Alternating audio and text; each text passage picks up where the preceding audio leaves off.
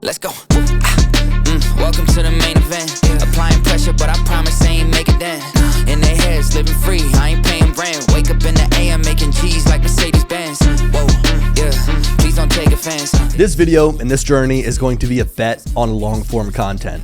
Vertical video right now is all the rage. Scrolling on social media, whether it be Instagram, TikTok, Facebook Reels, it doesn't matter. These vertical videos are so popular. But YouTube, even though they have shorts, is still a place where I think long-form video thrives. And I've got Cameron with me, who's going to be embarking on this journey of long-form video as we kind of create, I guess, a community, create like a sense of understanding of videography, photography, business related to photography and videography, drones, all of this stuff. So just kind of give you a quick background. Cameron and I met back in 2018 over Twitter, which is now called X. Cameron, I have the post pulled up here. I tweeted, I lost it. I tweeted out of nowhere. I said, Inspire 2 ? I'm going to have to pull it back up. So I'll bring it up again. But basically I said something about Inspire 2. You said the Mavic Pro is great. We debated over a couple of tweets from there because you thought the Mavic Pro was all that you needed, and I was all about the Inspire 2. So that's where we met, and now here we are in 2024 doing a show together, doing a podcast together.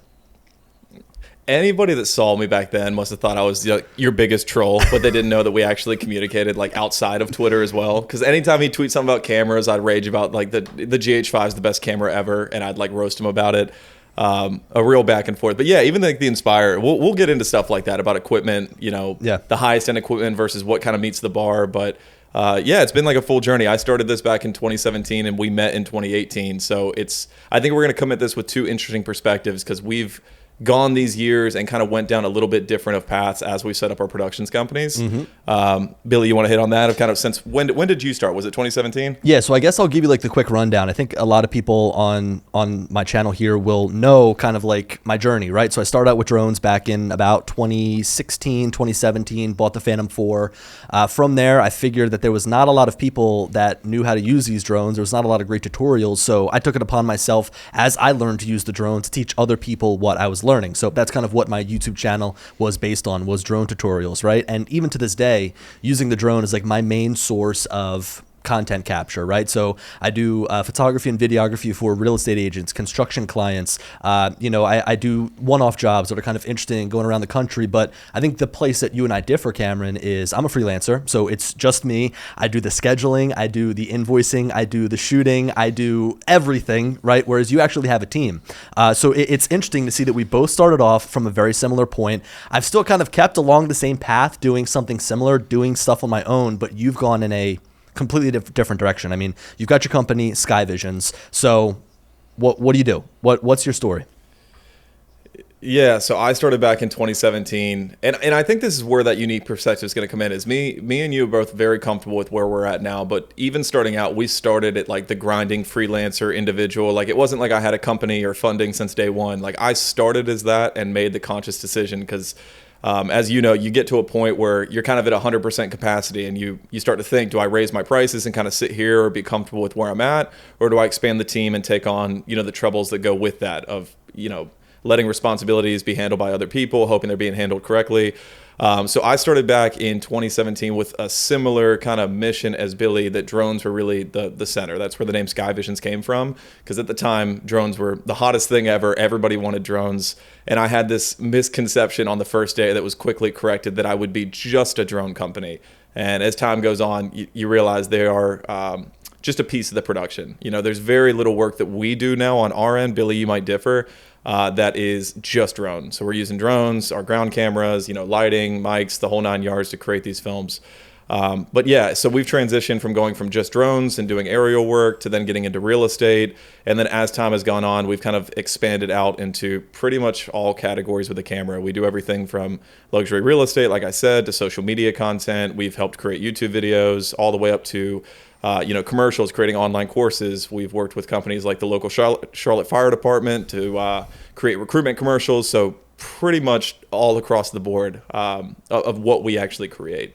Yeah, I was in this boat when I first started where I thought to myself, like, I just want to do social media. Like, I just want to make videos for my YouTube channel. I just want to be like a content creator, right? Like I just want to do it for myself. I tried doing work for a couple of people and I thought it was such a pain, like having to, kind of bend what I do in order to create content for them. It's like I wasn't making content for myself, but then I realized that I was getting paid more on one shoot than I was for like an entire month of YouTube AdSense. So at that point, when I was graduating college, I made the move to actually like use my talents, use my gear, use my cameras to actually, drum up business and actually make money, because YouTube is not the place to make money if you're looking for any sort of substantial income. So I'm kind of in a similar boat, right? Like at first I was like, I'm going to do drone only. Like I'm just going to offer drone services, but I quickly realized the clients that I'm servicing needed way more. Now, I don't think that there's a wrong way to go, right? Like I think that there are companies out there that offer just drone video and just drone photography, and they're going to get by. Like there are people that will work on production sets that are the drone operator that make a day rate that will do just fine. There are companies that just want drone videos produced. So there's still a market for that. But for the people that I work with, and I think a majority of those out there, they're going to want somebody that offers multiple services. You don't want to try to find one person to do your drone photos, one person, if you're doing real estate, to do a 360 tour, and one person to do the photos. It's just going to be a lot of people. So having that one-stop shop really is important to me, and I think important to my clients. Yeah. So, and this will kind of hit on the first question as well. So has there been a time, and if so, when was the first time you thought, maybe I might look into hiring somebody, or kind of thought about that path of being more of a company versus an individual creator? So I think it was honestly the money part of it, just because I was graduating college and it was kind of fine during college to not make a lot of money, because it was just like, oh, hey, I'm just trying to support myself here. I'm living in a dorm at the time. I don't really have all that much expenses. But then like once you get into the real world, you kind of start to realize, hey, I need to pay rent. Hey, I need to pay for all of these other things. And really it's just like YouTube at the current state that I was at wasn't enough for me to survive. So I needed to fill my time with other stuff. I think that hustling is a huge aspect of what we do. I think that grinding is a huge aspect of what we do, especially with real estate. So I've almost gotten to the point now where I'm fidgety if I don't fill my time doing something, which I think could also be like a low-key issue, right? Like you almost feel like you always need to be busy, always need to be doing something. And if you're a freelancer, you might fall into that void where you feel like you always need to be working, or else you're not going to be making money. Like if you don't have income coming in, you don't have jobs booked, you're not going to have anything else to save you. So that's kind of a void that I've fallen into, and I still find myself in right now. But I think having this right here, like having a YouTube channel, having the ability to just talk off of work and just kind of share my experience, is almost like an escape from that, because I feel like it's a little bit more relaxed. But again, like it was really the money thing for me. YouTube just wasn't cutting it, so I had to go out and find work. I've got some really awesome clients I work with now. I wouldn't trade it for the world. But again, I've stayed in that lane. Like it's just me. I've just taken on work that I can handle. So as you've gotten into that, has there been a time, because now that you're out of college, you're making the good money, like you're doing good with your work, has there been a time that you said, I might want to bring somebody on, like I could use an extra hand? Or what have you done to kind of mitigate that, where you can handle everything on your own? I absolutely have thought about it, but then I think about the repercussions, right? So I think about a time where I have somebody covering a shoot for me, and the photos come back and the client isn't happy because it's not the work that I'd provide. The client comes back and maybe has issues that my photographer was late, or that there was some issue at the shoot. Cameron, I know that we were discussing, and you've had stories that you tell of employees or people that are working for you that have issues at the time of. So it's kind of like you move into a managerial role instead of doing what you love. And for me, like I love the photography, I love the videography, I love flying the drone. So I don't want to get to a position where I'm managing people doing the thing that I love. So I think that that's kind of where I'm at. And also I can have complete control over the quality because I'm the one doing everything. Yeah. Well, so there's like pros and cons. So even what you said there have been times that I've thought about going back to being an individual creator because of that stuff. But this has been such a learning process, because as I came into it, I didn't know anything about having employees or being a manager, or like how to handle if something like that did happen, if an employee was late or crashed the drone or something chaotic happened. But I've learned over time that the biggest thing that's important to clients isn't about what goes wrong, it's how you handle it. And so like Billy, what he's laughing at is I told him that I had an employee one time crash a drone into the side of a house. So all the nerds out there, it was a Mavic 3. I didn't know it was possible for a Mavic 3 to do that much damage to a wood-sided house. But it was $6,000 to replace. Basically, we punctured hardy board. It was like 6 different panels of it. I had to replace it, repanel it, repaint it, like the whole 9 yards. But like even in that situation where that looks like an absolute, almost mistake to have somebody else out there when I wouldn't have made that mistake. First of all, very well could have if something went wrong. Dude, I've seen your Instagram. You have crashed so many drones. We've crashed. I don't crash into houses. I'll crash into a tree or two to get some good shots. But it's really about how you correct it. Because when we made that mistake, like I went to the agent and basically said, listen, I'm so sorry. I want you to know I'm going to write you a check right now for it. I will call the contractors. I won't even go through insurance because I want you to be able to handle this quickly. And I'll be here to meet the contractor, whatever it is I can do. And that level of like customer care after something goes bad actually makes them trust us more. That client never fired us. They continued to use us. And I think that actually weirdly brought us closer. I wouldn't use that as a strategy to start crashing drones into houses to keep clients, but it teaches you a lot as you have a team of like, because you also have to think, and this kind of goes to the beginning of the video too, of taking a bet on, longer content. When everything switched vertical, when you're an individual creator, it's really easy for you to adopt that and you to figure out your pricing and you learn how to do those things. But to then get an entire team in on that, because I have my editing team, I have my shooters, I have my operations management, to introduce new services isn't as easy as just snapping your fingers saying, hey, I'm going to start doing reels now. You have to train everybody, get them the equipment. I have to outfit all of our videographers with that equipment. And it's a hassle. It makes, that quick growth a little bit more difficult. So Billy, I'm sure that's been convenient for you to not have to train everybody every time something changes. Yeah, it is. And I mean, with the way that social media changes, it's insane, right? I mean, when I first started doing videography, it was 1.5 to 2.5 to 3 minute long videos, everything horizontal. And then, I mean, Instagram and TikTok have just gotten so popular to the point now where the default is vertical video. Like I've got a cage on my camera so I can mount it vertically to a tripod, to anything that I need to. When I show up, my gimbal is balanced for vertical video, and I feel like I almost don't even have to ask who I'm working for now, like, hey, do you want a vertical or do you want a horizontal video, right? It's always going to be vertical pretty much no matter what. And I mean, that's very different than this video here, right? Like this is going to be a long form video, everything on my YouTube channel. I think I'm up to like 780 uploads. Everything has been a long form piece of content. Personally, I kind of look at where we're at right now, and I can understand why Instagram and TikTok and all of those are so popular, is because you don't have to put a lot of effort into the content that you create. In fact, sometimes those videos that come right off your cell phone just work the best. Like I don't know what it is, but you kind of see like creativity rise to the top. Like it's not about gear, it's not about lighting, it's not about anything like that. Really, the storytelling and the storytelling and the message you're trying to get across is what is most important, the creativity. So I look at it now, and just technically speaking, it's understandable why vertical video is like so popular, because our phones are vertical, right? Like you're scrolling and you want the entire frame to be filled, but it comes with a lot of challenges. Like I've had to completely change how I shoot things. I of course have a cage on my camera now because I need to mount it vertically in order to shoot content. So, I mean, like, what are your thoughts on that? Like, do you think that short form content is going to be this long-term thing that we need to buckle up for, and that we're going to be consuming over the next 10 years? Like, where do you see maybe this next change? Regrettably, I can see both ways, because I've heard your thought process too of where it could go.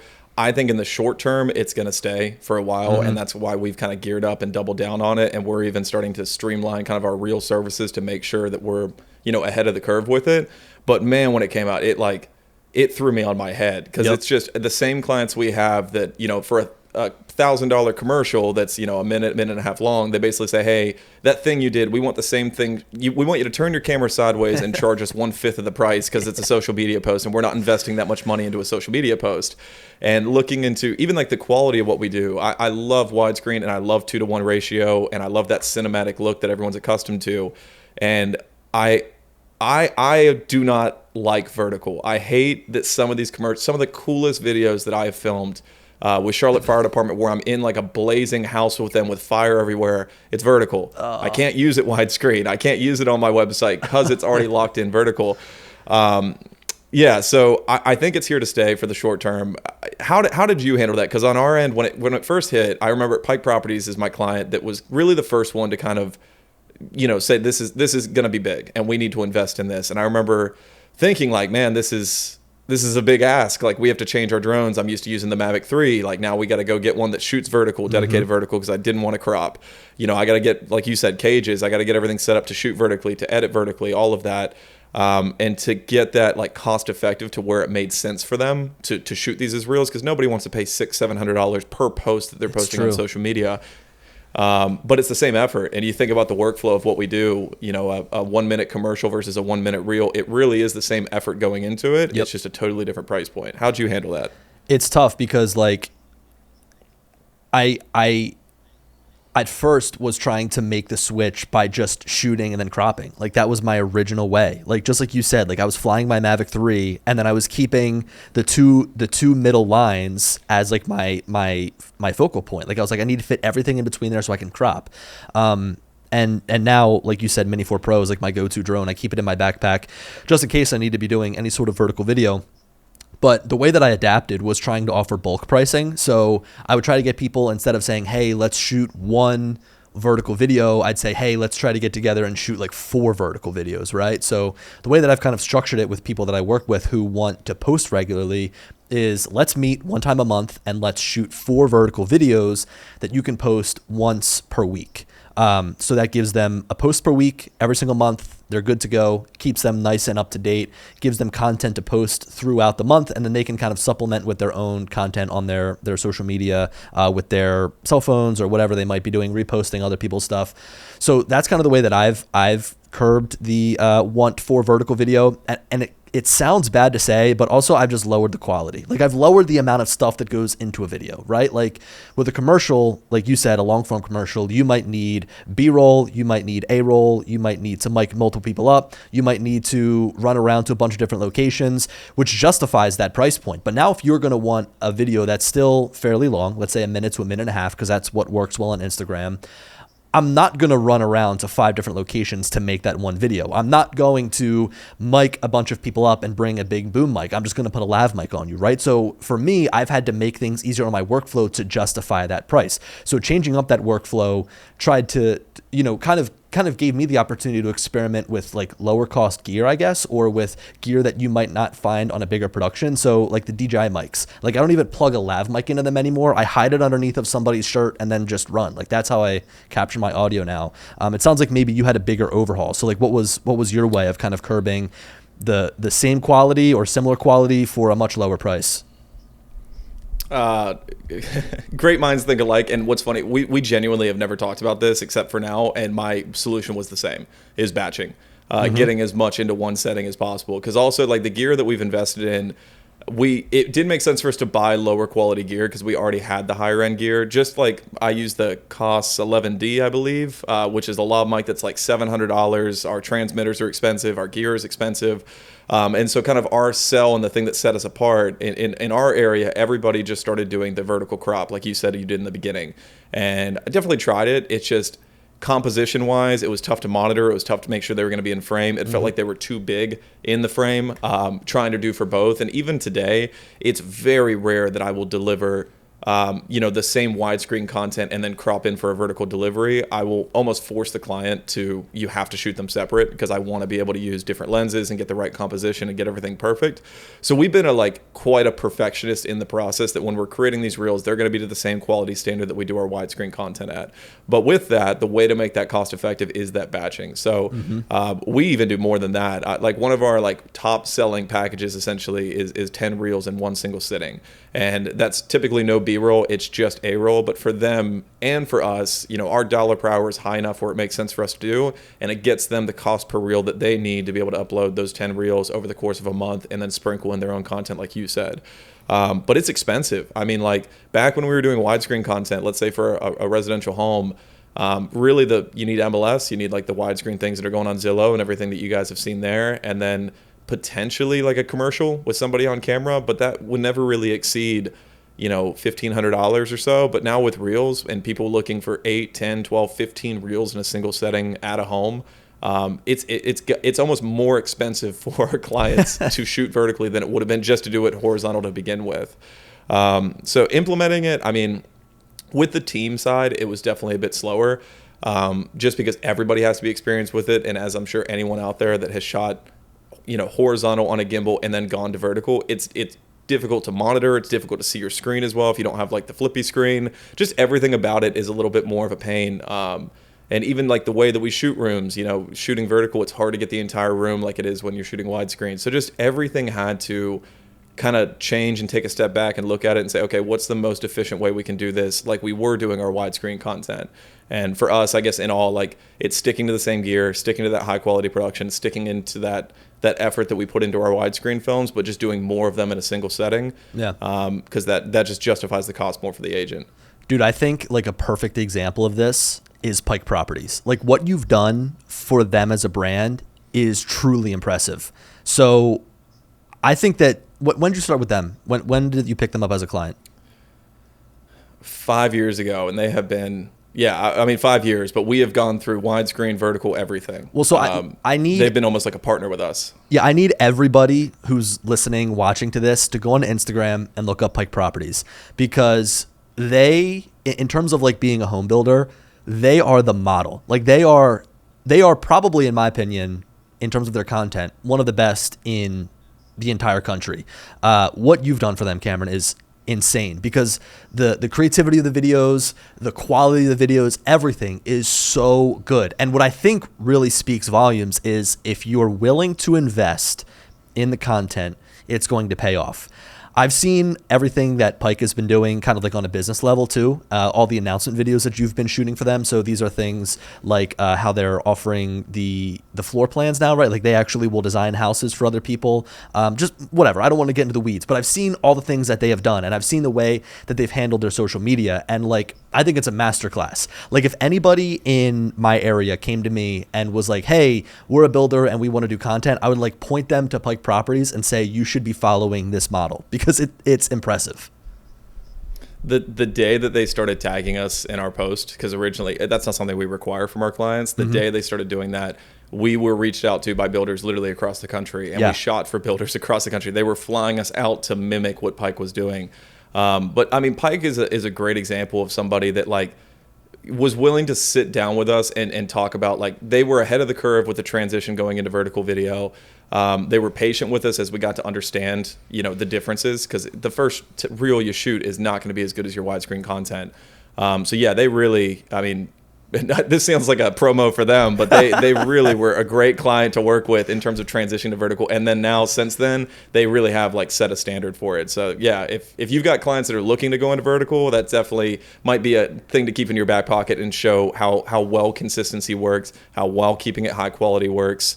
Because they've really set a standard with it. Yeah, that's the thing, is consistency. Like the amount of content that they post, I think is good, right? Like I think that they post the perfect amount. Now, I think that if you're trying to grow like a personal brand, something that I always tell to my agents is like, you can use your cell phone. Like, there's no shame in jumping on a story and like filming directly from the front of your front camera. Like as long as you're on camera, as long as you're being active, as long as you're being consistent, that's all that matters, right? But like Pike has kind of set a standard that they need to meet each and every single time, right? So now they need to have you out in order to shoot these properties. But if they just had like little things that they were doing, like let's say they had a house that's under construction, and if one of the guys just jumped onto their Instagram story and was like, hey, here's a new one that we're building, like that is something that would totally fit. So I look at what you've done with their entire Instagram, their entire brand, and it's just kind of like, again, a masterclass on what investing in really good photography and videography can do. But it's tough to find those clients. Like it's tough to find the people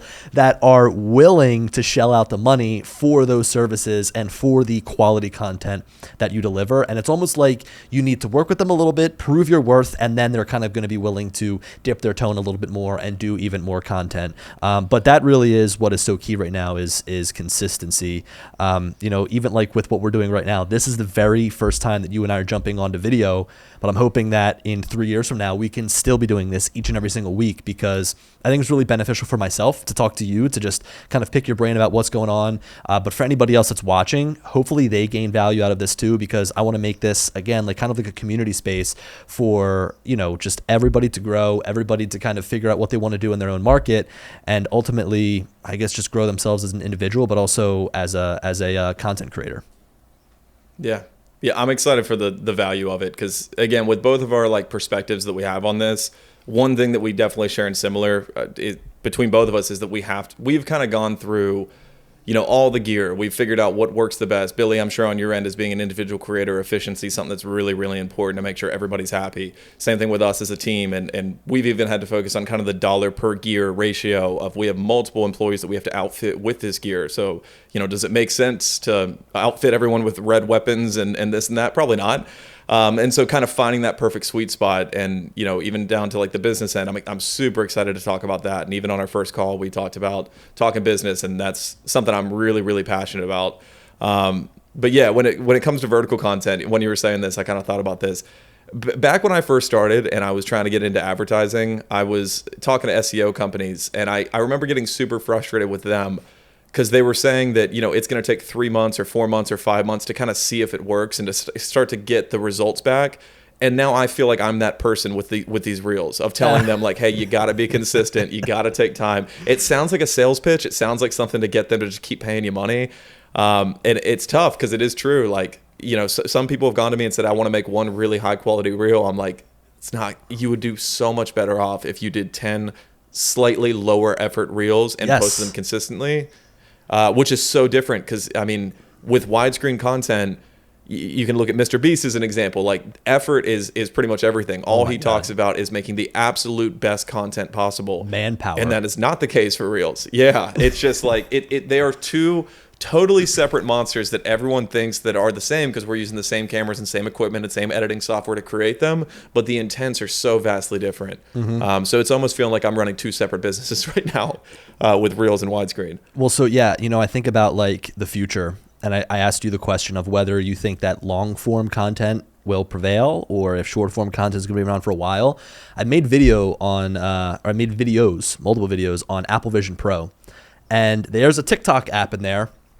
And using my Apple Vision Pro to scroll on a vertical screen is horrible. Like, the way that our eyes see, the way that we perceive things, the way that we interact with the world is all horizontal. And if I want to be able to fill my view inside of Apple Vision Pro, then I'm going to need a horizontal video. There is video curated especially for Apple Vision Pro that I know that they've created like their own special camera to use. Or no, I'm sorry, that's for the Sphere. The Sphere has made this thing called like the Big Sky camera, which is insane. But they use specific equipment in order to view an experience like within a headset. So where this type of content is going in the future, I have no idea. But I think that we're going to come full circle here, where once we transition to headsets, glasses, VR goggles, AR headsets, whatever, becoming the new norm, I think that vertical content is going to kind of go on the way out. Like, it's going to be not as popular, and horizontal video is going to come back around. Do you have any experience with AR or VR at all? Yeah, I tested the Apple Vision after talking to you. I went to Apple and did a demo of the Apple Vision Pro. I was really excited to use it for editing, but I started to think about the things that I use it most for, which is, does it have YouTube support now? I didn't even have YouTube support back whenever I was testing it. They don't have a YouTube app. Yeah, so I think that by the time Apple Vision takes over or headsets take over, like, footage acquisition is going to have to change along with that, because it's not just going to be, okay, now we're switching back to widescreen content, for the Apple Vision Pro. It's almost what iPhones are doing with that, like visual, what's it called? Spatial video? Yes, spatial video. And we're going to hop over to things like that, because you got to think, for us now, let's just take one of my offerings, which is like a real estate tour, something you would see on MLS. What would almost transition when it comes to the Apple Vision Pro, I think, wouldn't be all the editing and music and cuts and everything. It would be almost the ability to walk through that home. Sure. They wouldn't want the music and the cinematics and the things like that. They would literally just want to feel like they're walking throughout it, be able to look around. So it would change our footage acquisition as well. So I don't want that, for the same reason I didn't like transitioning to vertical. I got to relearn everything and train my team to do everything differently. But I think there's always, no matter what, I think there's always going to be a place for widescreen. I think people appreciate when they're able to watch something widescreen now. It's almost refreshing. You look at Reels and TikToks and things like that all day, and when you get a good YouTube video or a good movie, or you go into a website and they have a nice widescreen video for you to watch, it almost has like made that more rare and more desired, that when you do get it, it's so nice compared to just the vertical, quick, low attention span effort that's going into those videos. Yeah, so I heard something interesting where you look at Instagram and TikTok and you scroll through and you never make a connection with who made that video, right? Like I might see a dog video and I'm like, wow, look at how cute this dog is. But I've now made no connection with the person that made that video. Even if it's somebody that is speaking directly to the camera, I don't know who that person's name is. I don't know what their backstory is. I don't know anything about them, but I've now watched their video about their opinion on something and I've scrolled and I will never remember them ever again. So I look at the audience that is built on Instagram, TikTok, and I almost think that the numbers are inflated because of how quickly people scroll and how little attention people pay to the actual video. Now you come to a platform like YouTube where sure, you have your shorts, you can scroll through, but if you go to the homepage, you're curated, you're given a set of videos that might match what you want to watch based on YouTube's algorithm. So they give you the choice, right? You're not just automatically served something. You then need to make the decision to click on a video. And let's say you're on your phone, you now need to commit to rotating your phone to watch that video. So now like your barrier to entry to watching a video is so much greater. So therefore I'm going to stick around, watch a video and make more of a connection with the person that made that video as opposed to just scrolling. Now, it's hard to convey that to really anybody who's growing a business because it's difficult to grow a YouTube channel, but it's really easy to get one reel that might get 10,000 views. You know what I mean? And people really look at the views as being probably the most important.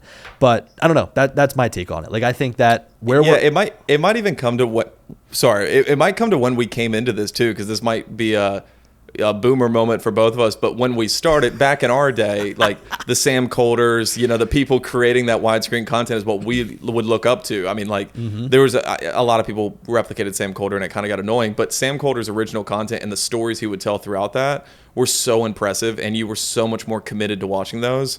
I've scrolled past Sam Colder's reels. I am not nearly, my watch time is significantly lower. I'm way more like willing to just scroll past it. But for creators, if you've started in the last year or 2 years or 3 years when reels have been such a big thing, this might be all like this might be everything that you've invested in was that social media content. So we might be a couple of boomers reminiscing on the old days of how great widescreen was, but I still think there obviously is a purpose for it. And I'd be curious if there's any content creators out there that are watching this that you only do vertical, you only invest in short form content. Because I feel like that's not possible. I feel like you still have to offer that widescreen experience. I agree. And again, like the way that I shoot on my drone video, like if I go to a city and if I want to make a YouTube video and showcase the city with my drone, I'm thinking like horizontal first. Like everything I shoot is with my Mavic 3 Pro, horizontal, get some sweeping shots of the city. I'll edit that video together, upload it to YouTube, and then my post to Instagram is like an afterthought. So then I need to scrape video together. I need to crop it down so that it looks really good vertical. And it's like, how do you make a sprawling city skyline with buildings that, span horizontally across the frame? How do you fit that into a vertical video? You just can't. You got to back up for miles. Yeah, like I've literally driven to Charlotte to go get like uptown shots vertically. And I remember in the beginning, the normal spot that I would typically fly my drone, I took it up and I'm like, I have to like get back in my car. I have to go far away from here to even potentially think about getting all the buildings in this. Yeah, I mean, it's just totally different, and it's so much worse. Like being like that parallax effect of being close with the widescreen and being, let's say 1,000 feet away from the city and revolving around it is so much more cinematic than backing up 1.5 miles to try and get that city in there. And then it almost feels like a still image because you're not able to rip this drone 100 miles an hour to the right to create that same parallax effect. Exactly. And it's so tough to tell clients, like even stuff like this, like the things that you guys are probably understanding because hopefully you're nerds like us and get that perspective. It's so tough to communicate that to a client of like, I can only sum it up to them of, I promise you it's just going to look better. If we can shoot it widescreen, it is so much more cinematic, but I can't break down that math of like the parallax distance and how things are going to move compared to the background and foreground. Man, I love horizontal. I'm getting fired up. I'm not a fan of the vertical. This is like an age-old debate. Like I think that throughout all of these episodes, we'll probably bring up vertical versus horizontal at least once because it's such a hot topic within the video community. And so one of my best clients, Sam Lepore, shout out Sam, he does monthly videos where he discusses the sales in a specific town. Now, the really great part about these videos for him is that it establishes him as an authority. So if somebody wants to move to Morristown, which is the town that he services, he's able to showcase the properties that have sold. He's able to showcase trends in the market and everything. And he has this backlog of, I think, like 3 years of videos that we've been doing each and every single month. So we have been doing widescreen videos every single time. And even to this day, he does widescreen videos. But don't you know, the last one we shot was a reel. He finally has succumbed to wanting to do a reel because all the videos he's posted have done okay. You know, I mean, they get a couple hundred views, get a good amount of likes and whatnot. But then he posted a video that was a reel, kind of talking about one home that was like the highest sale down in a beach town near where I live. And it got 70,000 views. And he's like, well, would I prefer to do this widescreen video that looks better, or would I prefer to do a short form content reel that gets me more views, sees more eyeballs, and could potentially get me more business? So it's like this push and pull of like, it doesn't look as good, but you're going to get a lot more views on these social media platforms. So, dude, I don't know, man. It's tough. Like how do you track conversions with that? Because those 70, like you said, you might just watch it and never make a connection to the guy. And I've watched this happen with so many people where they've kind of gone viral on a video or they've gotten a ton of views. And even with us, I've posted a reel before that they did great and got a ton of views. And I was shouted out on all these different pages and everything.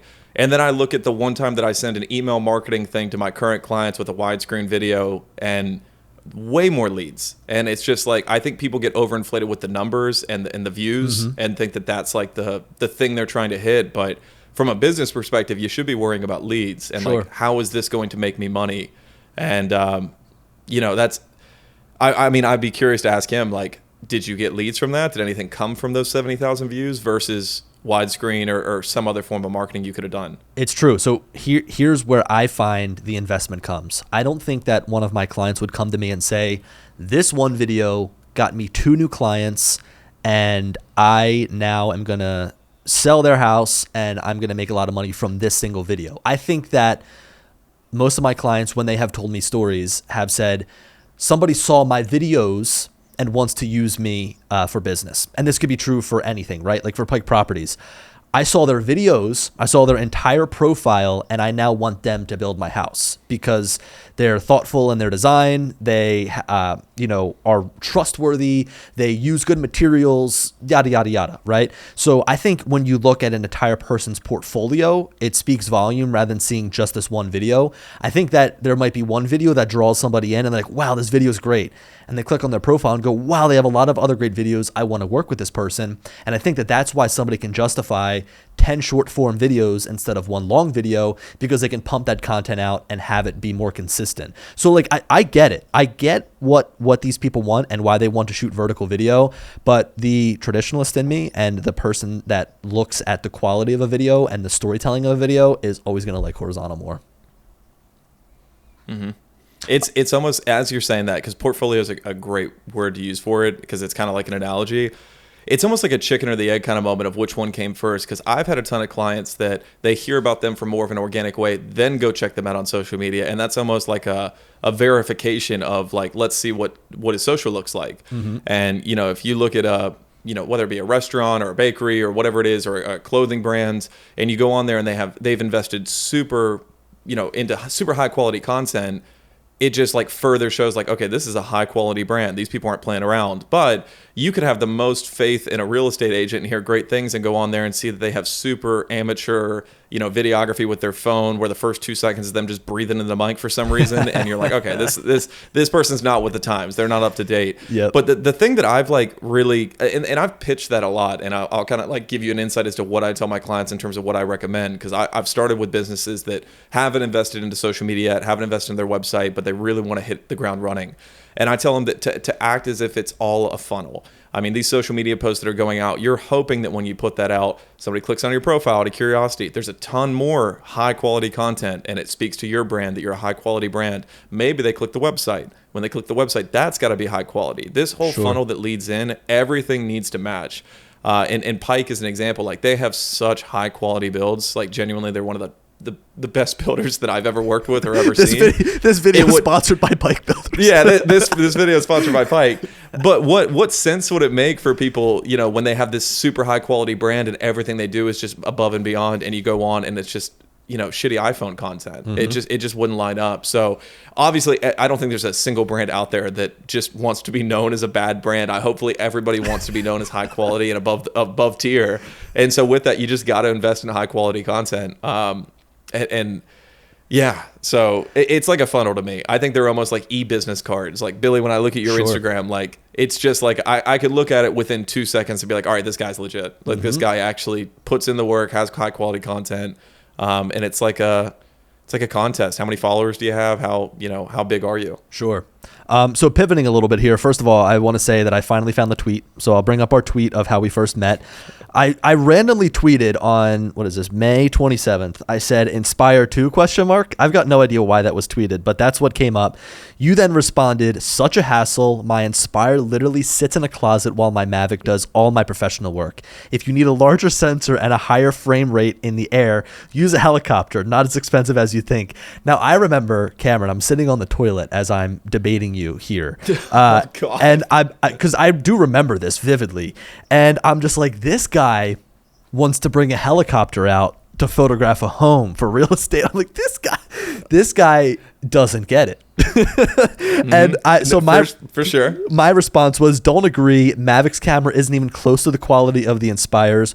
Also has plenty of other features like hot swappable batteries, etc. I guess what you're suggesting is taking real estate and construction photos with a helicopter.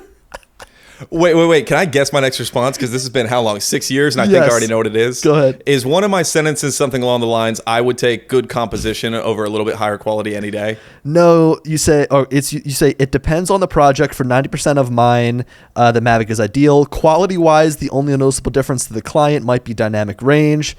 Time is money, and setting up an Inspire and working with RAW isn't efficient. And I agree. I agree with that. I think that where we've come now with technology, I mean, dude, you use a Mini 4 Pro, right? I use the Mini 4 Pro all the time. I do. So our mutual friend, Jack, I bought his Inspire. So I had an Inspire 1. You were looking at an Inspire 2. It just was such a hassle. And the times that I used it, like, the only thing that I stand by when it comes to that, because the helicopter thing might have been a bit of a stretch, immature camera there, which I did. I used helicopters very, very often. Billy, I took you on a helicopter, so we sure have. We been broke bread over it. Yeah, so I took him out, showed him the difference, because for me, the only times that I really needed that super high quality cinematic feel to it was like cityscapes and larger projects like that. And bringing, at the time I was using a GH5, so probably not the highest quality, but a full frame camera in a helicopter is nuts. It's just absolutely insane compared to, the Mavics or something like that. So I kind of had my two extreme tiers. But the thing that I stand by back then, the efficiency of whipping a Mavic out, throwing it out there, I'm pretty sure me and you argued again on Twitter at some point, and I talked about composition. Or maybe I argued with one of your followers that was coming at me. And I told him, with my Mavic, I'm so much more able just to get it in the trees and back this thing up and just treat it more like a tool than an $11,000 investment. And anytime I'd fly my Inspire, or even now if I had an Inspire 3 or Inspire 2, I would baby that thing. I would be scared to knock it into a tree because those things just implode on impact. I've seen one of your videos. Those things are not great. But the Mavic 3, we crash Mavics. I made that joke with one of my employees crashing, but it happens. We'll clip a tree, we'll clip something, and for the money that we make, if we crash a $2,000 drone, a $1,500 drone, so be it. But we get to risk it for that amazing composition, because those shots that we get, roaring through the trees and coming out over a tree or something like that, it's worth it to me to crash every once in a while, instead of having an $11,000 drone and just being scared to even fly it. Well, hey, so one of your responses, because this was a pretty long thread, is we should do a podcast on this sometime. You, me, and Jack Kramer talking about our careers and what makes priority in our productions for our specific clients would be cool to compare and contrast. And look where we are 6 years later, finally doing that podcast. 6 years later, we're finally doing that podcast. We have but my perspective, even, because it's interesting to look back at that perspective, has definitely changed. I mean, I still not the Mavic 1. I hate that Mavic 1, but the Mavic 3, I would so much rather fly these smaller drones. Even I feel like it's a treat sometime to use the Mini 3 Pro or Mini 4 Pro just because I'm so much more able, like I can just get absurd shots. I can fly down staircases. It feels like I'm flying it almost like an Avata, because of what I'm able to do with it. So, I mean, what do you think about that? So, like, let's talk about gear for a second. And, Sure. And I think this will be an interesting conversation. Would you rather, if you had to fly one thing for the rest of your life, it be an Inspire 3 or let's say a Mini 4 Pro? Mavic 3 Pro for me. Like Mavic 3 Pro is my daily workhorse. When you talk about portability, difference between Mini 4 Pro and Mavic 3 Pro is just so small that I'm happy to bring the Mavic 3 with me. I do a lot of flying at the shore. It can be very windy down there, and I've had times where the Mini 4 Pro flies the opposite direction I want it to. Like I'm full throttle on the sticks and it's being pushed back. Also doing some construction shoots. For me, when I do those shoots, I like to make the emphasis not on just what's being built, but like the people building it. Like I want to show the hard work that goes into, let's say tearing down a bridge or building a brand new park. So I want to be able to use the different lenses on there to get close into the action and showcase what's going on. So for me, Mavic 3 Pro is just such a sweet spot. Mini 4 Pro though, like sits in my car in case I need to do vertical video. So like the way that I'm kind of set up is like, you need vertical video, I'm going to fly my Mini 4 Pro. You need just regular horizontal video, regular photography, I'm going to use my Mavic 3 Pro. And then the Inspire 3 is reserved for like clients that need that workflow. So if I'm going to be doing like being a drone operator on a larger production for, let's say, a movie, a TV show, yada yada yada, and they require an Inspire or something with that similar camera, that's when I'll break that out, which of course is going to be a more hefty price to bring out a larger drone and to kind of deal with that workflow. But Cameron, let me tell you, when you fly with the Inspire 3, you will never ever want to use anything else again. Like that camera is insane how sharp it is, and to fly something like that is crazy. So I'll give you a little contrast here. They moved a battleship here in Philly. They moved it from Battleship, New Jersey. They moved it from Camden down to the Philadelphia shipyard for repair. So every 30 years ish, they bring it, they dry dock it, they repair the boat, and then they go and put it back to where it sits. It's like a museum. So the first time when it's being moved, I bring the Inspire 3 out. I'm like, look, I'm going to be covering a lot of distance. I want to be able to land, hot swap my batteries, be right back in the air, because you only have about 30 minutes while the boat is in the water. So I want to get as many shots as possible. And then, so I used the Inspire 3 for that. And then on my next shoot, when they were bringing it back to port, I used my Mavic 3. Dude, the footage is entirely different. Like it's night and day comparative to what I got. Now the Mavic 3 is still great, and in a vacuum, it looks awesome. But when you look at it compared to my first video, it's like, wow, what happened? Like where is the disconnect here? Because this first video looks great and the second video looks bad. So, I mean, look, it's all relative, to what you're doing, to how you're working, to what job you're on, to really just what you feel like setting up. But to answer your question, after my long-winded response, Mavic 3 Pro is the one that I would go with, and the Mini 4 Pro is kind of sitting there as my backup or for vertical content. So now, same question to you. We have the same exact setup. It's funny because again, like me and Billy don't talk gear that frequently, and we definitely haven't touched on this topic. But even like down both those paths that I talked about, where we have our unique perspectives, individual creator versus company, we have the same gear. Like we're doing the same thing. So all my team is outfitted with the same thing. It's a Mavic 3, Mavic 3 or Mavic 3 Pro. I have a Pro. They have a 3, or a Mini 4 Pro. And yeah, it's just for that vertical acquisition. That's the only reason. Or if I crash it, it's nice to have a backup on hand, so I don't need to awkwardly tell the client, like, I have to go home, get another one. Well, look, I mean, when you're out shooting, do you want to crash your drone and be out thousands of dollars because you're flying something more expensive, or you want to crash something that might cost like $200 to get fixed, Yeah, no, for sure. Inspire 3, I mean, listen, I'd love to have it, and I love having options. It's just the amount of shoots that have come in for us that have required something that couldn't use a helicopter but needs an Inspire 3 is very seldom, because we have had work come in that we do need a helicopter for. We did a wakeboarding commercial, and I wanted the high frame rate without like all the compression and everything. I wanted the option to film, full frame, and that was great. And we had so much flexibility, and it's also fun, and there's also a little bit of like client presentation behind it. Same reason that like all these people rig out their rigs ridiculously with matte boxes and make it look as big as possible, is they just want to feel like they have a big camera. Imagine having a helicopter. Like it's a real cool look and really makes it look like you're investing the money. But yeah, I mean, can I fly down through the trees in a helicopter and film real estate? No, like that's not going to make any sense. So yeah, Mavic 3 to me is like a great, like, all around. I mean, Mavic 3, Mavic 3 Pro. Do you see a huge difference between the 3 and the Pro in terms of just the normal 24 millimeter? There's no difference, but I do notice a difference with that longer lens, the 7X. It's definitely sharper on the Mavic 3 Pro. And I don't know, they didn't mention that they changed anything, but there's definitely a change. It's definitely sharper. Yeah. All right, gear. Going in ground camera, just out of curiosity. You're on the Alpha 1? Yes. Well, really quickly to wrap that up, I think that this kind of goes for all gear, but it's for drones as well, is like, kind of making your shooting process as easy as possible is highly underrated. People want the best gear. People want, to shoot at a super high quality. Like you said, my A1, I can shoot 8K. But do you want the workflow that comes with shooting 8K?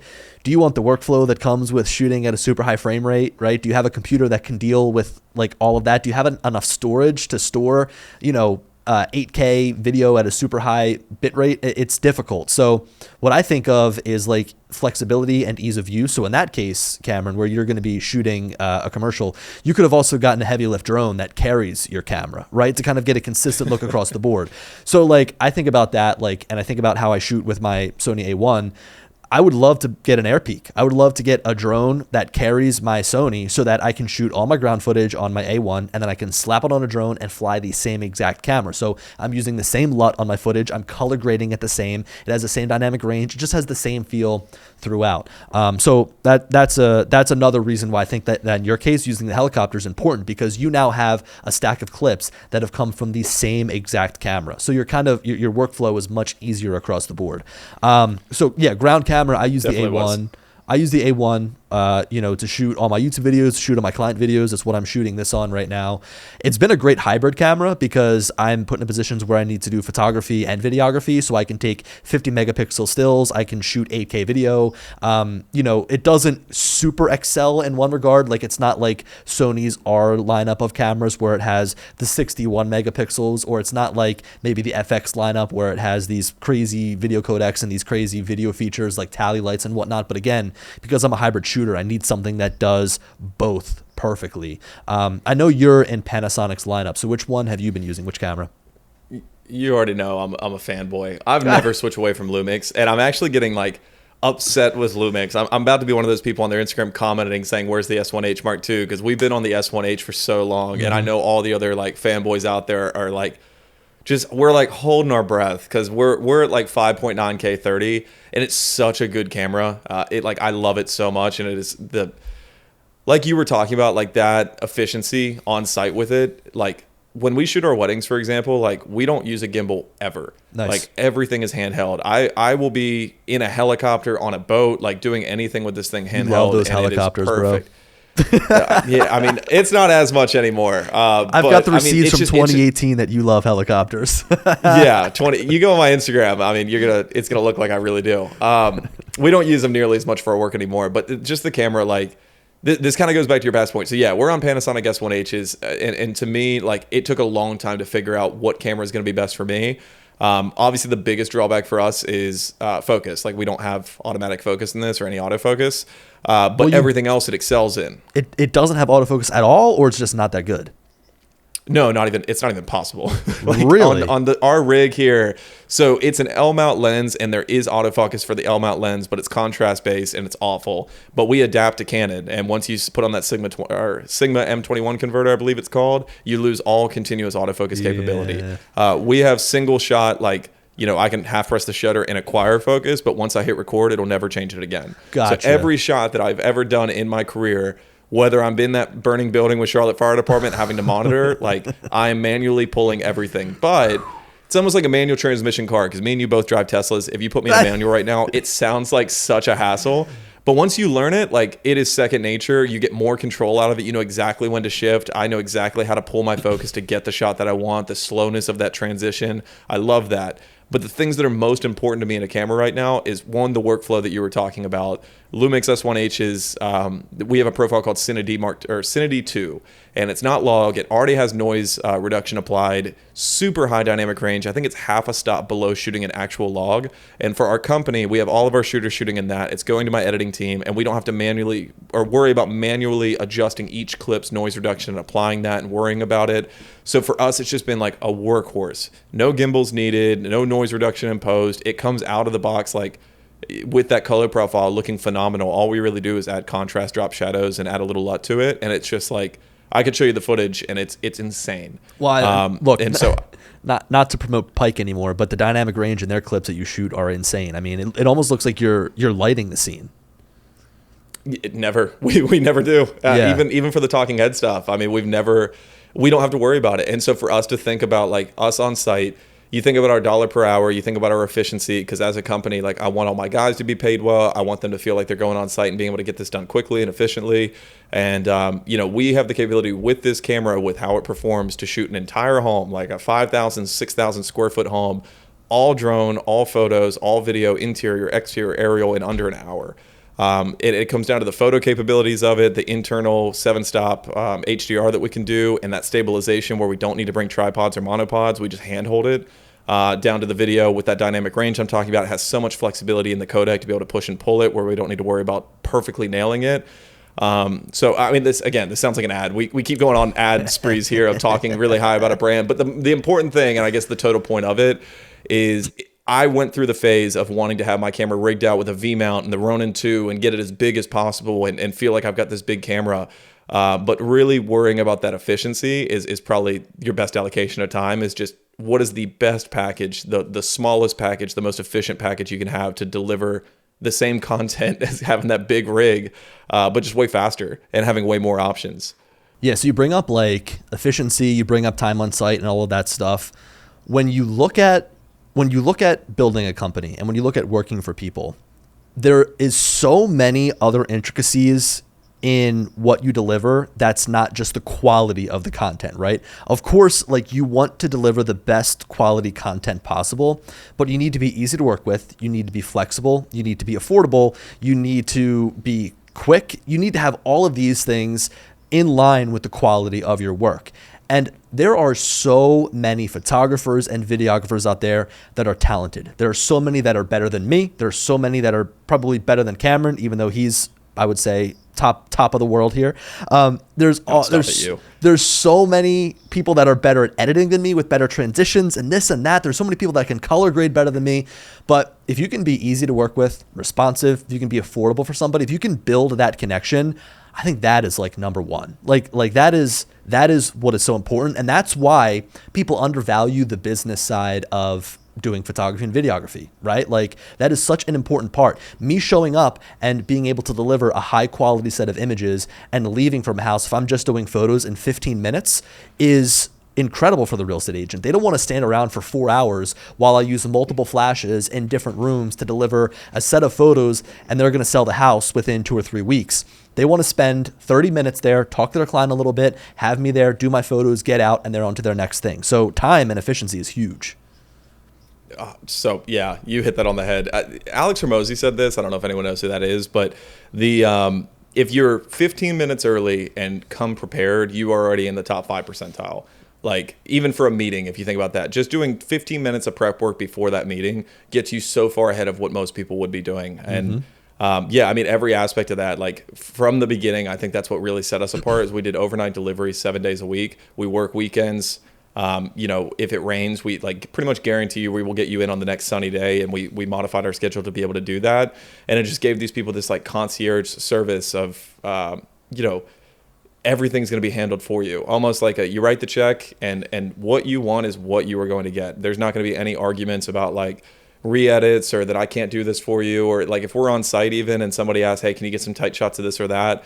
I think what sets us apart, and hopefully some of you guys would adopt this as well, is just being willing to do it. And like just knowing that you are trying to aim for that concierge level service all the way through. So yeah, I mean, quality is definitely important. Like you said, like people, if they wanted to spend $20,000 on a film or wait, 6 months to get it back, then they could probably get a higher quality product. But finding that perfect blend of like, we're very high quality, I love the quality standard that we've set for ourselves and our clients, but it's insane. Most people, when they talk to us, they expect to get this commercial back. I've had people be like, hey, we really need this within a month. Do you think that's possible? And I'm like, you will literally have it tomorrow morning. Yeah. Like it will all be done. And they're like mind blown. And we go through pricing and they're mind blown. We go through what's included. They're mind blown. And I think that can really set you aside if quality, especially for the people starting out, if you can't go invest in like a red weapon or like even like the Alpha 1 or any of that stuff, that is definitely something that will set you apart in the beginning. Yeah. Look, being easy to work with is something that I try to really push for myself. It's just something that I think is so important, and something else is like, because there's a lot of photographers out there, right? Like in Charlotte, there's probably a ton of people doing exactly what you do. Here in my market in Philly, there's a ton of people doing exactly what I do. But when I look at like, say, what differs between me and my competition is like, you go on their website and you look at like their rates and whatnot. And it's like, well, I'm going to charge you if I'm going to do the photos, and then it's going to be an upcharge for editing. And here's another fee and here's another fee, right? I mean, people hate fees. Like people hate going through and looking at this itemized list of things. And so if somebody says to me, hey, for this photo shoot, I need, let's say I need these cords removed, I'm just going to remove the cords for them and not charge them extra. Like you might look at that as like a bad business practice, but like I'm not going to tack on this little $15 charge for me to spend 5 minutes removing cords using Photoshop. You know what I mean? So again, when it comes down to like ease of use, and I was referring to one of your tweets, Cameron, here in the thread, you mentioned having like a flat rate. I just hate the whole nickel and diming thing. I think that's the one thing that photographers kind of get caught on is like, well, I'm going to shoot all these photos and you can only select this many photos out of the group, and then there's going to be an editing fee, and it's just, if you're easy to work with, you're going to get business. 100%. Yeah, flat rate for me. Do you charge flat rate? Is that how you charge? Yeah, look, for homes, I charge a flat rate. I talk about editing, and if it's a really heavy lift, like if I need to remove a car in front of a garage door, okay, there might be a surcharge added. If someone wants virtual staging, of course, I'm going to charge for that per image because those are upcharges. But like taking care of your clients and doing small things without just nickel and diming them to death is really what's going to keep them around. That sets it apart. We've had so many examples of that because we do the same thing. I mean, if somebody wants some crazy Photoshop work done, we'll let them know what the rates are, and they're still, affordable. Mm-hmm. But if they come back and it's one thing, I mean, you are going to get, that will be, if you charge them for every little thing, that'll be the most expensive $20 or $40 you ever make because that client's going to learn that about you. Yeah. And so for me, like, if I spend that $20, I got to pay my editor to go and do a little bit of Photoshop or something like that. Like that client is like butter in my hands because they know they're going to be taken care of. Yeah, I mean, flat rate has always been the way to go. And fun fact, since I started 7 years ago, I was literally 19 years old in a dorm, and I was kind of going the same way you were, just wanting some money in college. I've never changed my pricing since then. When it comes to like our standard offerings and our flat rate, like it's always been, the $250 for photo and so on. And I think our clients have loved like that predictability. They've always known that as we've gone on, we've increased our quality with better gear. We've invested more into that. But because we've been consistent in our pricing and because we've been consistent with that same kind of brand message that we're going to go above and beyond and give you the best quality content for that money, in a quick delivery and all those other aspects that go into it, that speaks volumes. I love when my competition does the nickel and diming stuff because it is such an easy sell when people call me to be able to pull that out. Weddings were a huge thing with that. It was so normal for people to say starting at $2,500 or $3,000, something like that.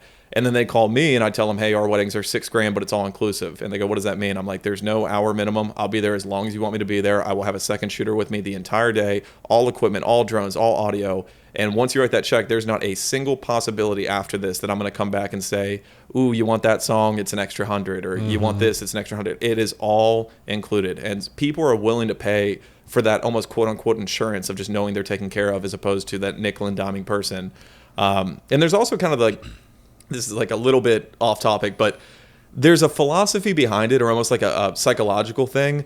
There's an analogy I'll use. Would you rather pay for a $100 pair of pants with free shipping or $50 pants with $50 shipping? That's so true. Like that higher quality thing with the free shipping and the no strings attached just seems like a higher quality thing. But when you look at a wedding film that starts at $3,000 and all these add-ons turn it into this big $5,500 thing, it's still a $3,000 product, like in from the beginning. And with us, when we just set our bar high, You look at luxury brands out there like Rolex and things like that. I don't think they really have add-ons. You don't pay an extra $500 to have an add-on to it. It's just standalone, a great product. It's a higher price, but people are willing to pay for that. Yeah, I think pricing could be its own separate video, its own separate topic to talk about, because we could go for so long. Yeah, I mean, and different industries vary. I mean, we both of us primarily shoot real estate. Obviously, when we get into these different client projects, I just did a gig with Mini Cooper where it was like a day rate. So I charged a day rate instead of, because I was a part of a larger production. So it's like a day rate getting paid out by the production company. But again, like, you have to be flexible, because of course you said that you were being flown out by builders to do stuff. So that's like a custom quote type thing, right? So there's a lot of different things that go into it. For me, like real estate, I've got a flat rate, because if a home is going to be a certain size, I'm going to shoot it no matter what. Like, it could be a dump or it could be super beautiful. You're still probably going to get like, 25 to 30 photos for a smaller house. So it's going to be the same price no matter what. You know what I mean?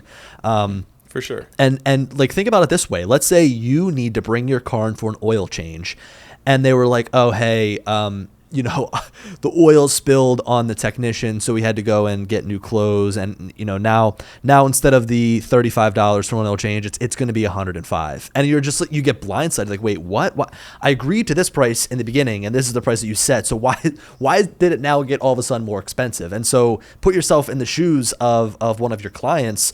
They don't want to be guessing what they're going to be paying for the content. They want to know, like, they want to have an understanding. So that's also another big part. Do you charge up front? No, I do. So again, like, this is kind of the freelancer mentality, which is coming back to the differences here. I think that you charge up front. I know that's a change you implemented, right? For every shoot, it's not even an option. Every shoot has to be paid up front. Every single shoot, unless it's over $10,000. In that case, we'll do a 50% upon signing, and then 50% before editing, so okay. after shooting. But there is never a time we will deliver content without being paid in full. And so what about a retainer client?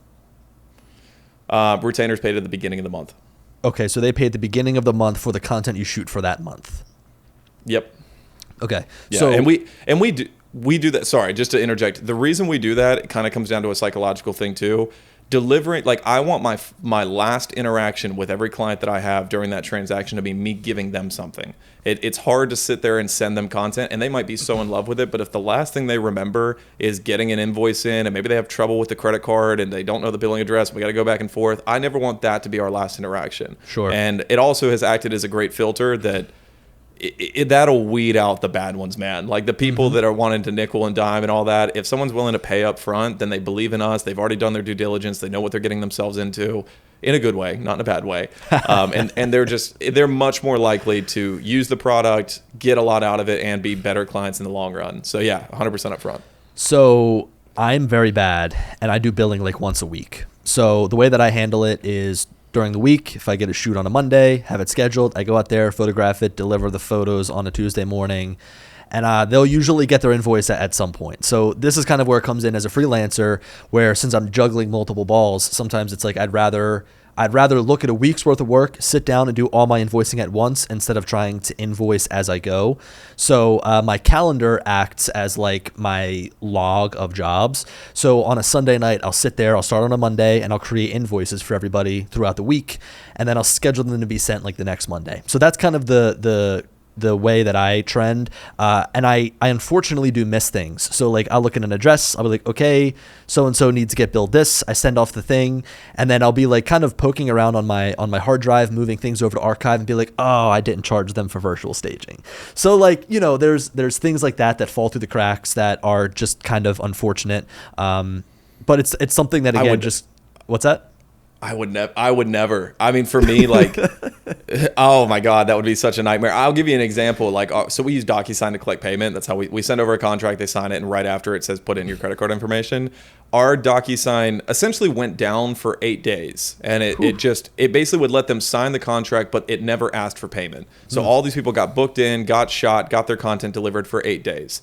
It was probably $15,000 worth of work. I had to call each of these clients and just ask them to please pay me. Like, hey, I'm sorry. Like, and we did have a contract, so it was binding. Even though the contract did say that you will pay upon execution of the contract. But just that, I mean, calling somebody and then they don't answer and then I got to remember to call them the next day. I would have missed throughout my career hundreds of thousands of dollars because of how unorganized I am on that front. I would be the best company to work for or work with in the world because I just wouldn't bill you for stuff. Like I would just keep shooting it and forget. Well, so now, we've got a whole system. We have a person dedicated, just a direct operations manager, and their whole job is just collecting payment and keeping that organized. And so I could tell you for sure, we have not had a shoot slip through the cracks or money slip through the cracks in years. And like we have a bookkeeper and everything to keep that on track. But man, I would recommend, if you're starting out, Billy, I love you, but I would not go Billy's route on this.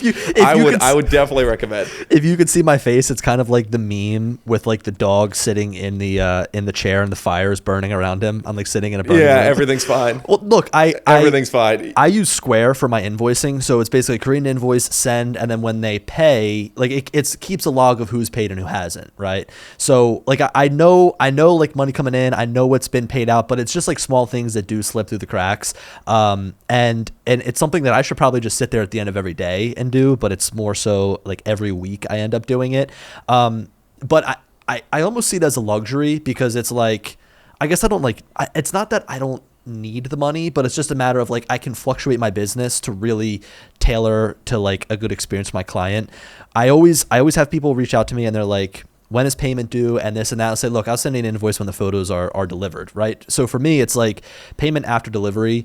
I think that at least how I feel is like if someone has paid me and I haven't delivered the content to them yet, then I feel like they're hanging something over me, right? Like I feel like I owe them something. I feel like something is due. And while it is due in a sense, I want people to understand that they don't need to pay until it's delivered. So it's kind of like a mental thing with me. But also it's just something that I'm personally bad at keeping on top of. Both psychologies work. But like both psychologies definitely work.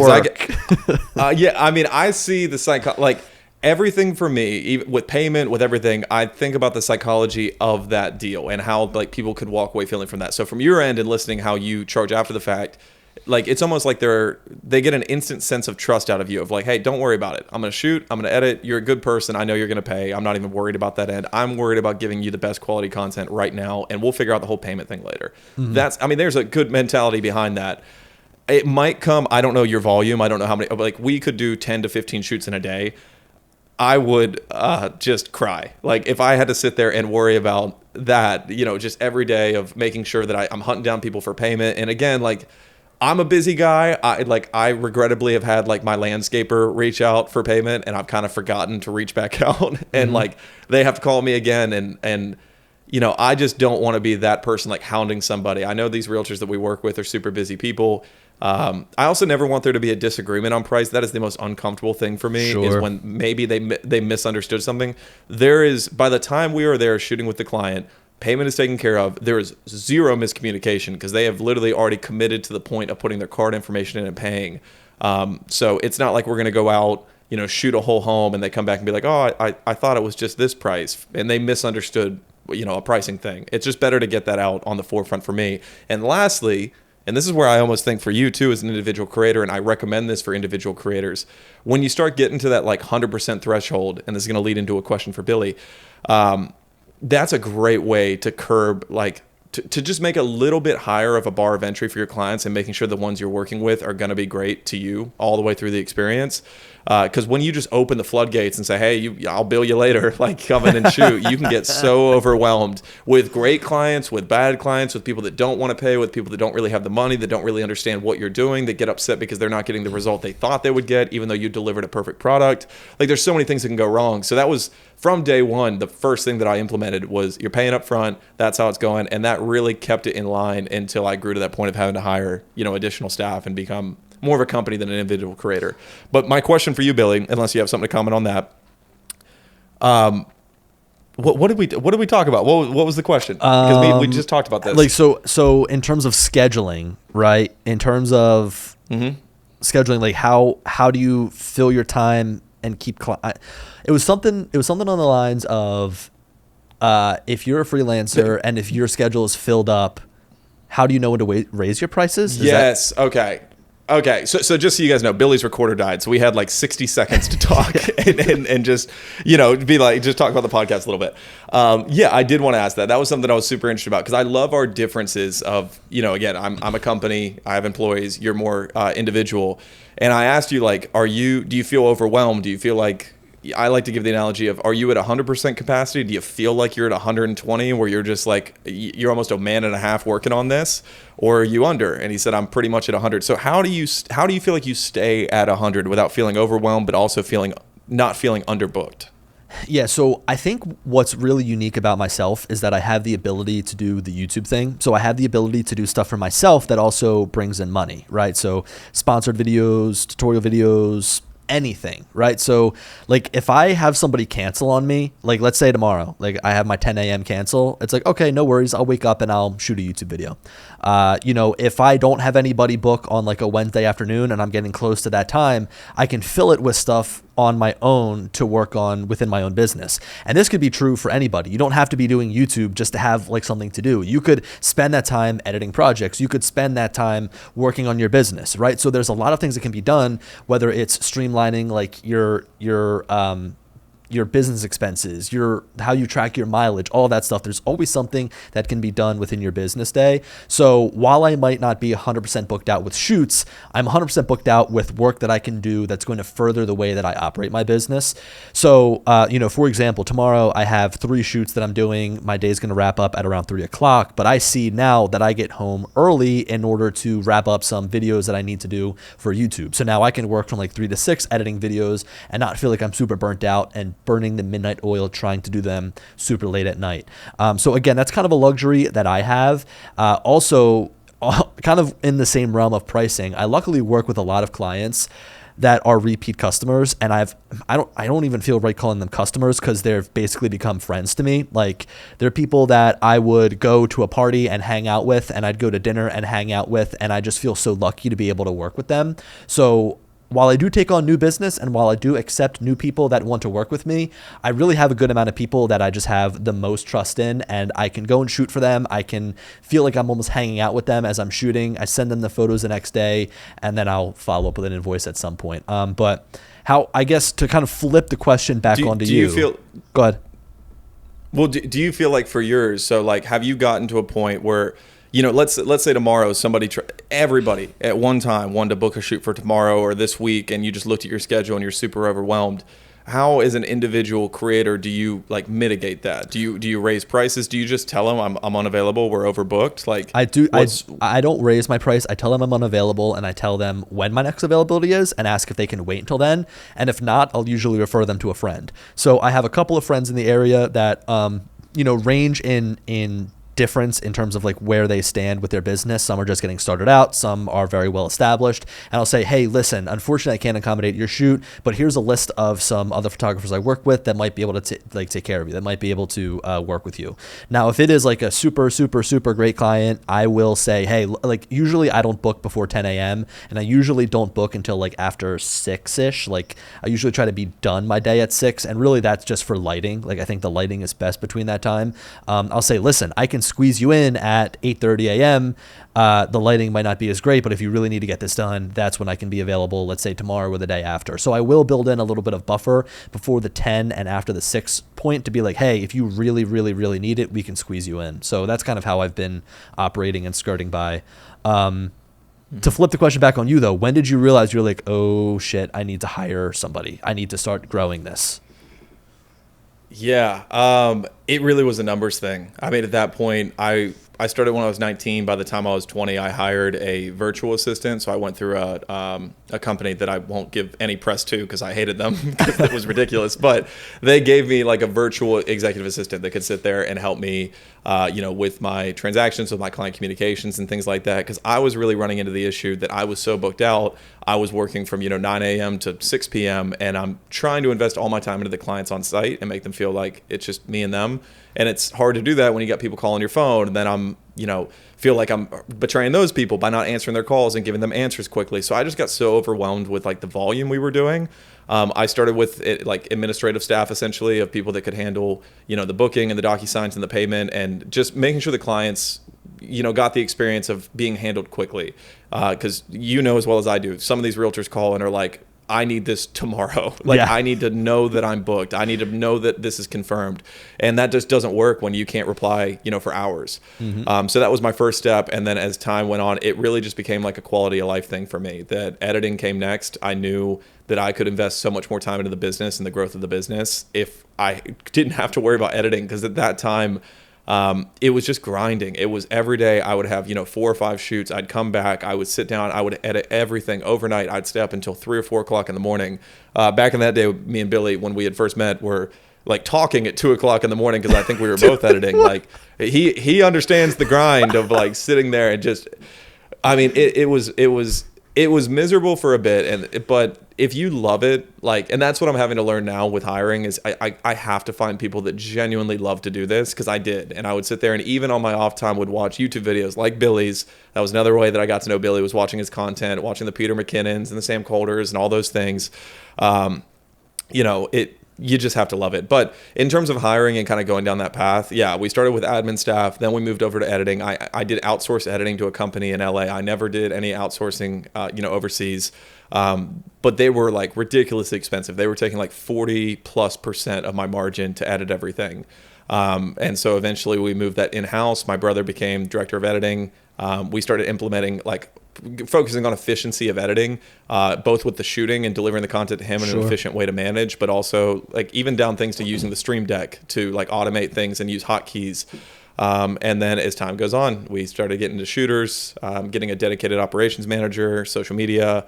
And now, that same problem that I proposed to you of what happens if things get overbooked, we have team members, we can handle it no matter what. It's very rare. And the amount of shoots that would have to come in for us to get overbooked, I would have the money to go hire another full-time person. Good. And to me, that's the focus for me. My whole end goal with this, and Billy, I'd love to hear yours in terms of kind of what your goal with the company is, or as a freelancer.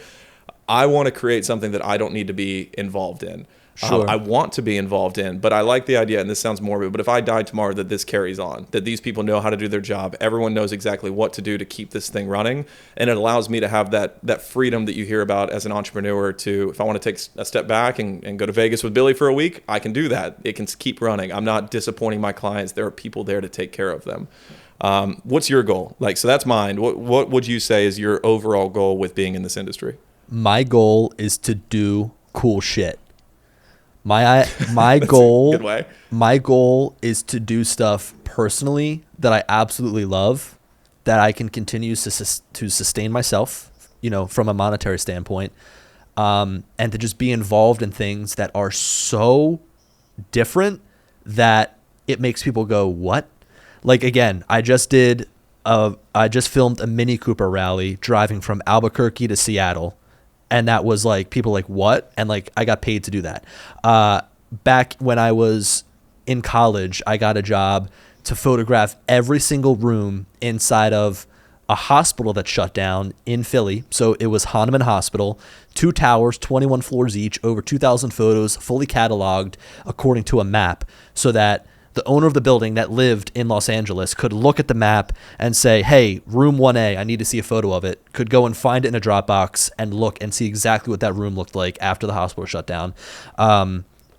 Traveling down to, I've got a job coming up, traveling down to Miami to do an aerial inspection of a hotel. I love being able to take on projects that keep the experience feeling different. And so that's another thing that I think is important to me, is diversification. Being able to be good at a lot of different things so that you always have income coming in. Cameron, I'm sure with real estate, it gets slow sometimes. Wintertime can be very, very slow. Summertime, springtime, even the fall can be very busy, but I want to be able to create something that I'm always busy and I always have the option to do a lot of different stuff. And that's why I love diversified income. I pitched this career first of all, I'm all about collaboration over competition. There's so much to go around. Mm-hmm. It's not like there's a limited amount of photos and videos that need to be shot, but I always say that this industry is such a unique one because we get so invested into the cameras and the gear and how to create that. But at the end of the day, you know how to create a story. And so do I. And so like when it comes to real estate, I can get hired to go create a story there, but it's not off brand for me to go then create a story for a wedding or for a commercial or for something like that. So it almost is like diversified income by default, just getting into the industry and learning this equipment. It's allowed me to do two things. First of all, feel more secure, like you were talking about. Like when COVID hit, thank God I didn't invest everything into weddings because I would have been gone. Yep. We had real estate, and real estate picked up like crazy. Commercials picked up like crazy. People needed content to start, communicating things they used to do in person but couldn't anymore. Sure. And so because we had diversified out, it gives you that security. The second thing is burnout, which is a real thing, and we could do a whole video about burnout. It is not an if but when. Like if I went about this company and I never hired people and I just shot every single day homes over and over again, I've personally filmed over 5,000 homes. That sounds like a terrifying number to a lot of people because that sounds like instant burnout. But the only reason I've not been burned out is I'm splitting it up where tomorrow's real estate, but the next day I'm working with Ballantyne Dentistry and going in and working with dentists during a surgery. The next day I'm doing working with a plastic surgeon, then an aesthetics company, fire department. I mean, it just hops around where every day I wake up with the same skill set, but I'm going and working in a different industry with different people. And yeah, it totally makes the job just, when I say future-proof, not in like a financial way, but in terms of like almost like a mental health way, I could do this job forever. Yep. Because one day I might get burned out at real estate. That's fine, and I can just hop over and focus in the other areas that I haven't been burned out in yet. Because creating videos for me, I never see a day that I'm gonna get tired of doing that. Well, I think another thing that we can do forever is talk, but I think we need to save some more topics for another episode. So this was great. Love getting to sit down and talk a little bit unfiltered. Usually these tutorial videos and stuff I post are like highly curated. I script everything, but this is great to just talk, to like sit down, talk. Obviously Cameron is great to have on here. We're going to continue to do this every single week, kind of talking about different topics, sharing our perspective. I think that this is going to be a great spot for everybody to come together and kind of also share some of their stories based on what we're talking on. Again, I want to kind of make this a community thing. So please, if you have watched this and if you have anything you want to add, feel free to leave a comment down below. Always willing to hear from some more people. And if you have any questions, let us know because we could also answer that in another episode. Cameron, do you have anything else? I was about to say, questions are huge. Yes. Yeah, no, questions are big. Definitely leave us questions. Definitely leave us if there's topics that you've struggled on, because it sounds like me and Billy both have had to overcome a lot of obstacles, and hopefully with this we can save you the time, save you the energy, and guide you down the right path. So happy to answer anything, and genuinely I think this is going to be a really fun opportunity. Yes, cool. Well, Cameron, thanks for coming on. And of course, this is not just him this episode. This is like every time. Like every time that we sit down, it'll be Cameron and I. I've got some cool ideas for this. I've always wanted to do a podcast style thing. And when I thought about who I could do it with, there really was no other person I would want to do it with other than Cameron, because I think we do very similar stuff in two different areas. We have very similar thought processes. So we can kind of bounce things off each other and kind of give you the best understanding of how to go about creating your business as well. So thank you again for watching, and we will catch you next week. Peace. Peace. You stole my outro. Let's go. Welcome to the main event. Applying pressure, but I promise I ain't make it then. In their heads, living free, I ain't paying rent. Wake up in the AM, making G's like Mercedes Benz.